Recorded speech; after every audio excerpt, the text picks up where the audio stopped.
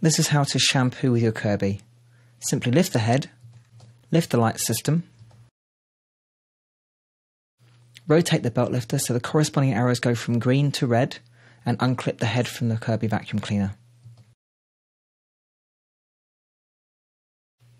To remove the bag, turn the belt anti-clockwise and pull off. Push the button to release the bag at the top.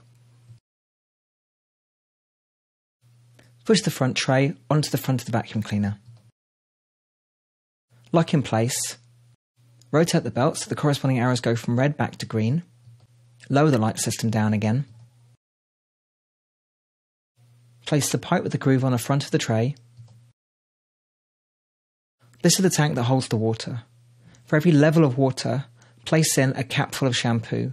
So 1 line will equal 1 cap, 2 lines will equal 2 caps, and 3 lines will equal 3 caps. Be sure to tighten the cap before attaching it to the vacuum cleaner. You must have both a sponge and a filter. At the moment the tank is set to off, but when you're ready to use it, be sure to turn it back to on again. We're going to replace it to off for the time being. Be sure to match up the arrow on the tank to the arrow on the machine. And then lock it into place.